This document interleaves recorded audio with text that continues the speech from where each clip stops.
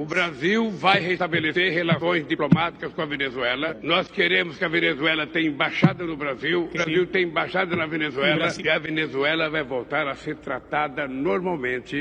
O que eu quero pro Brasil, quero pra Venezuela. Fala comigo, meu jovem. E aí, tudo certinho? Tu viu que o presidente é fã do país vizinho.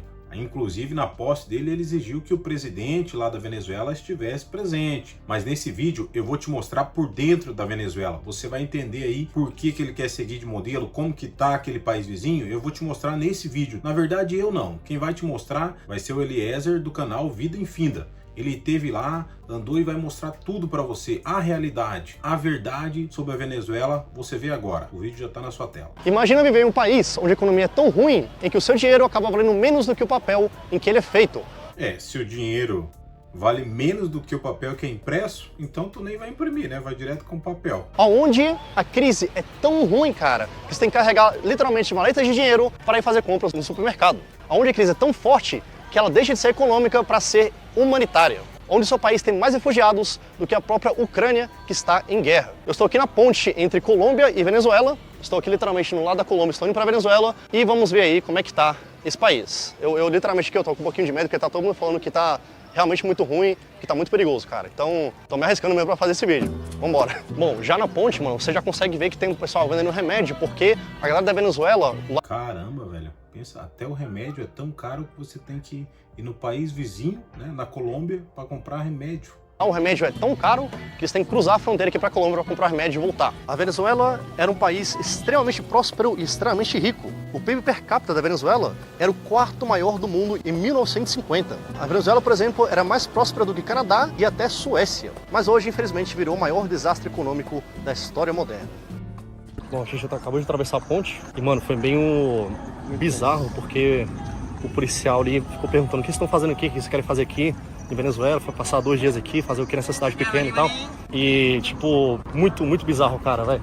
Ele perguntou umas 5 vezes, velho, o que a gente veio fazer aqui, se a gente conhecia alguém. Pois é, tá todo mundo falando que é muito perigoso aqui, e além dos caras de ladrão poder te roubar, pior ainda é policial te roubar também, velho. Por quê? Tem esse risco, além da vagabundagem, ainda roubar o cara, pode até o polícia tá ali extorquido. Não tem salário, tá fazendo do salário dele os turistas que aparecem lá perdido, cara. Olha só. É claro, né? Não vou generalizar, mas tem esse tipo de coisa. Inclusive alertaram o Eliezer ali para ele ficar ligado. Essa foto mostra como é que era a Venezuela nos anos 80. Os venezuelanos eram ricos, prósperos e conhecidos como um dos maiores consumidores de uísque do mundo. E seus hotéis eram tão luxuosos que eram um luxo em um paraíso tropical. Naquela mesma época, o poder de compra dos venezuelanos era um dos maiores do mundo, considerado até 3 vezes maior do que os brasileiros. Mas por que a Venezuela é tão rica? Por causa das reservas de petróleo. A Venezuela tem as maiores reservas de petróleo do mundo, com 300 bilhões de barris. Isso representa 18% de toda a reserva de petróleo mundial. Isso é mais do que a Arábia Saudita, cara. E por isso a economia da Venezuela ficou quase que 100% baseada em petróleo. E é por esse mesmo motivo que a gasolina da Venezuela é a mais barata do mundo. Aqui, o litro da gasolina custa apenas 12 centavos de real, cara. Se no Brasil você gasta aí R$250, R$300 para encher o tanque do seu carro, aqui você acaba gastando R$8. Isso é menos de... Caramba, pensa você encher o tanque do seu carro com R$8, 12 centavos o litro? Caramba...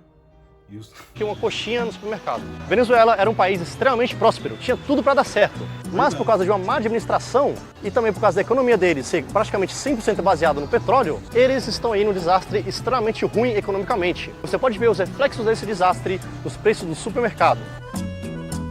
Enquanto eu mostro os preços aqui, eu vou falar para vocês da Nomad. Molho de tomate, R$9. Milho verde, R$7,50. Nomad é uma conta global onde você consegue abrir digitalmente aí da sua casa em menos de 5 minutos. Maionese, R$10. Óleo, R$5. Aí você me pergunta, por que eu vou querer uma conta global? Primeiro, porque a Nomad é aceita em mais de 180 países. É claro, né, que aqui ele tá fazendo o merchan dele, mas num país como esse, como a Venezuela, até faz sentido. Porque como o cara vai andar com tanto de dinheiro? Para ir no mercado vai ter que andar com uma sacola cheia de dinheiro. É mais vale o cara ter uma conta digital mesmo. Ketchup Heinz, R$2,50. Sucrilhos, R$6. E repare, como faz tempo que ninguém compra esses sucrilhos, ele já está perto da data de vencimento. Macarrão, R$8,50. Maisena, R$11. Sal, R$1,50. Creme de arroz, R$6,50. Feijão, R$5,50. É isso que é uma das coisas aqui no Brasil, né? Uma das coisas mais consumidas. Bom, como vocês podem ver nos preços, são todos preços em peso colombiano. Isso porque eles raramente aceitam a moeda do próprio país aqui. Estou falando com o pessoal aqui do mercado, eles falaram que se eles aceitarem os bolívares, que são a moeda aqui da Venezuela, o pessoal que eles vão tentar pagar, ninguém vai aceitar. Então os bolívares vão ficar só com eles. É uma moeda que realmente ninguém vai aceitar aqui. Caramba, olha só. É só em peso ou em dólar. Aquilo que ele falou, o dinheiro deles vale menos que o papel que impresso. Então ninguém aceita. Se o cara pegar aquele bolívar lá, vai ficar com ele, não vai conseguir passar para frente. Mas o que aconteceu com a Venezuela? Por que os preços estão assim? Bom, quando os preços do petróleo estavam em alta, a Venezuela ganhou muito dinheiro. E com esse dinheiro, eles investiram muito em assistência social, compraram várias casas aí para os seus moradores e deram vários benefícios. A Venezuela, inclusive, nessa época, virou um exemplo aí para o mundo. Será, Eliezer? Será que foi isso mesmo? Eu tenho minhas dúvidas, hein? Eu acho que compraram casa e distribuíram a renda aí, esse papo acho que não cola não. Eu acho que ficou só com uma pessoa só. Eu acho que é só... Eu acho que tem... essa distribuição aí não foi muito uniforme não. Mas o problema aconteceu quando os preços do petróleo começaram a baixar pelo mundo. E como a economia da Venezuela é basicamente 100% baseada no petróleo, isso aí foi extremamente ruim para eles. E isso se somou com a má administração do governo, porque com menos dinheiro entrando, ao invés do governo diminuir seus gastos, eles continuaram os gastos a mesma coisa, só que eles começaram a imprimir mais dinheiro. Só que essa impressão de dinheiro causou a chamada de hiperinflação, que é um aumento generalizado dos preços. Com os preços subindo, o valor da moeda diminui. Tanto é que em 2019, a inflação da Venezuela chegou a 1 milhão%. Isso comparado com o Brasil, em 2021 nós tivemos uma inflação muito ruim, que foi 10%. Bom, para você ter uma ideia, com 1 milhão% de inflação, quer dizer que um pacote de arroz que custava R$15 em janeiro passou a custar R$150 mil em dezembro. E um pacote de feijão que custava R$8 em janeiro passou a custar R$80 mil em dezembro. Então imagina, com esse aumento dos preços, os venezuelanos tinham que literalmente levar um pacote de dinheiro muito grande para ir para o supermercado para pegar, sei lá, um pedaço de pão. Inclusive o fotógrafo venezuelano Carlos Garcia fez uma série de fotos muito interessantes que estão aparecendo aqui, mostrando o tanto de... No Brasil, muita gente lembra da época da superinflação. Não é do meu tempo, mas eu ouço falar que também era uma loucura assim. O cara ia no mercado de manhã, era um preço. Meio-dia era outro, à noite já estava lá 3 vezes mais o valor que estava de manhã. Dinheiro que você precisa para comprar um item básico no supermercado. Olha só o tanto de dinheiro que você precisa para comprar, por exemplo, um papel higiênico. E o tanto... Caramba! Mas vale o cara usar o próprio dinheiro, né, como papel higiênico. Tanto de dinheiro que você precisa para comprar um pedaço de frango, por exemplo. Essa situação da hiperinflação realmente foi o que acabou com a Venezuela, cara. Poxa vida, Venezuela é um país extremamente lindo, é um país grande que fica no Caribe e eles têm aí altas cachoeiras, inclusive a maior cachoeira do mundo está aqui, que é a Angel Falls. Eles têm lugares lindos e pessoas muito legais. Realmente o que mata é a forma com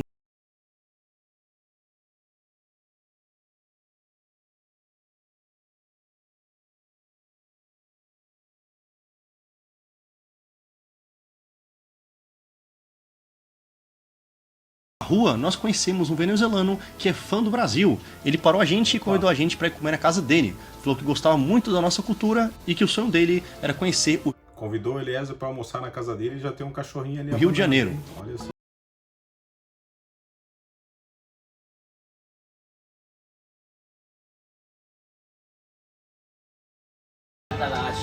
Ó, ele tem um nome brasileiro, cara. Brian Dino. Ele inclusive sabia cantar funk brasileiro. Feliz, feliz, feliz, onde eu nasci, e poder me orgulhar, e ter a consciência que o pobre... Essa parte é interessante do vídeo, né? Por mais que os caras estão ali, cara, naquela pobreza, né? Sabendo a realidade daquele país ali, mas o bicho ainda tá vibrando, né? Vibrando em verde e amarelo, né? A hospitalidade dos venezuelanos, cara. A gente conheceu ele na fronteira, o Brian, e ele já chamou aqui pra casa dele pra almoçar, pra fazer um almoço aqui, que ele convidou aqui nós pra cá. Bom, a gente ia almoçar, só que o gás dele acabou, então acabou que a gente vai pra outro lugar pra almoçar. Cara, olha o constrangimento, né, do pessoal, não conseguiu oferecer nem uma comida ali pro Eliezer porque acabou o gás. Ele falou que esse problema do gás é muito corrente na Venezuela, que do nada o gás acaba e eles ficam umas 2 semanas aí sem poder cozinhar até que o gás volte. Repare que eles são bem magros. Então a gente foi para um restaurante. La bombona de gas, dependiendo del tamaño, tiene un máximo de duración. Que pues cuando se acaba eso no avisa si se va a acabar o no. Uno por lo general trata de pesarla, pero no es una medida exacta. O sea, uno la va pesando y si entre más ligera, pues uno se va dando cuenta. Pero pues ya llega un momento que se acabó el gas y ahí te quedaste con la comida para cocinar a medio. ¿Cuánto tiempo se queda sin gas? Por lo general, máximo 2 semanas. 2 semanas en lo que uno resuelve con la alcaldía o con el consejo comunal para traer un nuevo viaje de bombonas de gas y despachar a todos los vecinos. Entre eso, pues uno se ve incluido. Sí. Cuando eso pasa, en ese tiempo, esas 2 semanas en las que no hay gas, pues nos resolvemos con familiares. Entre familias nos ayudamos. ¿Va a cocinar en la casa de familia? Ajá, ya sea en casa de mamá, papá, tíos. Siempre nos resolvemos. Sí.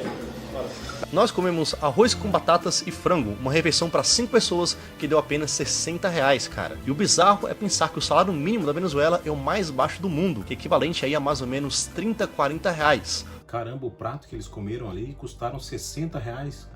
Ou seja, para nós aqui é uma refeição normal, é uma batata com frango ali, às vezes a gente paga até mais alto que isso.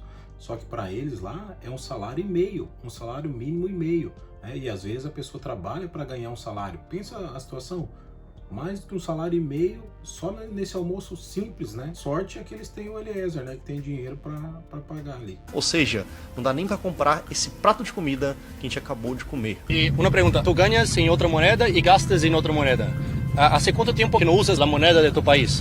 Dios mío, tengo como... Yo tengo como 4 años. 4 anos que não usa? No, 4 años que no uso, sí, como 4 o 5 años. Wow. ¿Tú tienes muchos amigos y familiares que salieron de acá en los últimos años? Sí, claro que sí. Muchos amigos, se fueron muchos amigos de todos lados, familia también. Se fue mi hermana, se fue un tío, varias personas, primos, bueno. ¿Cómo está vivir en Venezuela con esta situación económica ahora? Pues aquí pues difícil, o sea, uno trabaja y pues lo que uno trabaja es como para comida. Tchau, chicos! Tchau! Cara, em 2018, dados da OMC, Organização Mundial do Comércio, mostraram que 64% dos venezuelanos perderam, em média, 11 quilos. Isso é muita coisa, cara. A galera realmente ficou extremamente magra. E entrando em várias situações muito ruins, como, por exemplo, muitos venezuelanos começaram a comer cachorros de rua, cara. É uma situação realmente muito, muito triste.